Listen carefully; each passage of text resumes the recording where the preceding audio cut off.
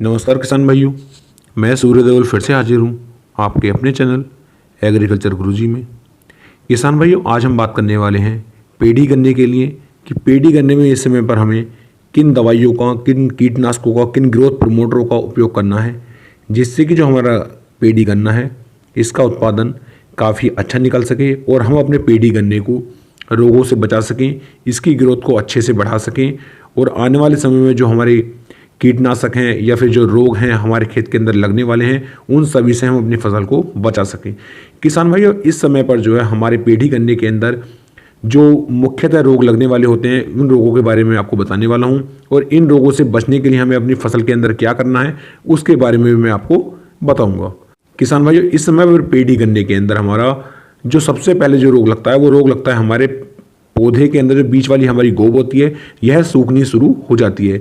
इसे आप कंसव्वा रोग भी कह सकते हैं और इसे आप गोब सूखना भी कहते हैं और किसान भाई इसे तना भेदक, तना छेदक के नाम से भी आप कह सकते हैं। इसमें होता क्या है कि हमारे पौधे की जो मेन गोब होती है, जो मेन हमारी पत्तियां होती हैं, उन्हें जो है कीड़ा नीचे से खा लेता है और हमारा पूरे पौधे की जो बढ़वार है वह रुक जाती है और आने वाले समय में हमारे पौधे में कोई भी ग्रोथ नहीं हो पाती है, जिससे कि किसान भाइयों को बहुत बड़ा नुकसान देखने को मिलता है। तो किसान भाइयों, ये रोग जो लगता है ये लगता है हाई टेम्परेचर की वजह से, क्योंकि इस समय पर हमारे मौसम के अंदर गर्मी काफ़ी तेज़ी के साथ होती है और गर्मी तेज़ी होने के कारण भी ये रोग लगता है और भी हमारे खेत के अंदर कुछ कमियां रह जाती हैं जिनकी वजह से ये रोग हमारे खेत में दिखाई देता है। तो किसान भाइयों, इस समय पर आपको ऐसा क्या करना है कि आप इस रोग से अपने खेत को बचा भी सकें, अपने गन्ने की ग्रोथ को भी ज़्यादा से ज़्यादा बढ़ा सकें और जो हमारे पेड़ी गन्ना है, पेड़ी गन्ने के अंदर हमारी जो कल्लों की संख्या 1 या 2 चल रही है इसे भी हम ज़्यादा से ज़्यादा बढ़ा करके आने वाले समय में एक अच्छा उत्पादन हम निकाल सकें।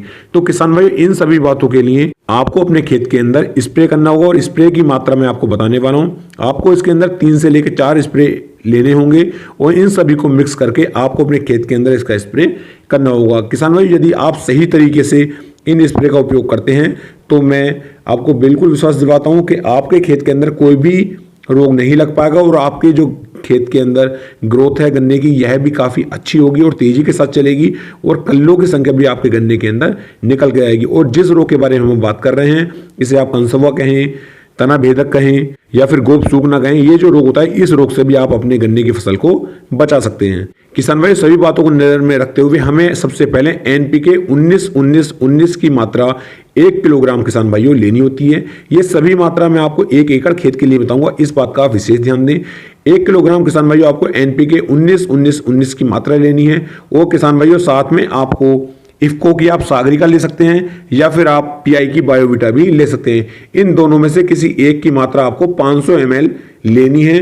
वो किसान भाइयों साथ में आपको कोई भी एक इंसेक्टिसाइड अपने खेत के लिए ले लेना है। कोई भी मैं इसलिए कह रहा हूं किसान भाइयों क्योंकि पिछले समय से यदि आप किसी इंसेक्टिसाइड का उपयोग करते हुए आ रहे हैं तो आप उस पर ज़्यादा भरोसा करते होंगे तो आप अपने पसंद का इंसेक्टिसाइड भी ले सकते हैं। यदि आप मेरी बात करें तो मैं इसके अंदर ज़्यादातर फिप्रोनिल की मात्रा ही लेना पसंद करता हूं क्योंकि ये मुझे काफ़ी अच्छा लगता है और काफ़ी सस्ता भी लगता है। तो इसके अंदर फिप्रोनिल की मात्रा किसान भाइयों आपको लगभग 700 ml के आसपास लेनी है 1 एकड़ खेत के लिए। किसान भाइयों, यदि आप इसके अंदर NPK 19-19-19 की मात्रा नहीं लेना चाहते हैं तो आप इसकी जगह यूरिया की मात्रा भी ले सकते हैं। यूरिया की मात्रा किसान भाइयों 1 एकड़ खेत के लिए आपको लगभग 2 से 2.5 किलोग्राम लेनी है। इन तीनों तत्वों को आपको आपस में अच्छे से मिक्स करके एक बाल्टी के अंदर और इसका स्प्रे आपको लगभग 150 से 200 लीटर पानी के अंदर मिक्स करके अपने खेत के अंदर आपको इसका स्प्रे करवा देना है। किसान भाइयों, स्प्रे आपको इतनी अच्छी तरीके से करवाना है कि सारा पेड़ आपका ऊपर से नीचे तक भीग जाना चाहिए, तभी आप इन सभी चीज़ों का फायदा ले पाएंगे। और किसान भाइयों, इतना स्प्रे करने के बाद लगभग आपको अगले दिन ही अपने खेत की सिंचाई आपको करवा देनी है। ध्यान दें, सिंचाई करने से पहले आपको यह काम करना है और उसके तुरंत बाद आपको अपने खेत की सिंचाई कर देनी है।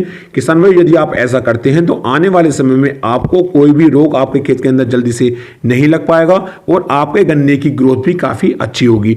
उम्मीद है आपको मेरी वीडियो काफ़ी पसंद आई होगी।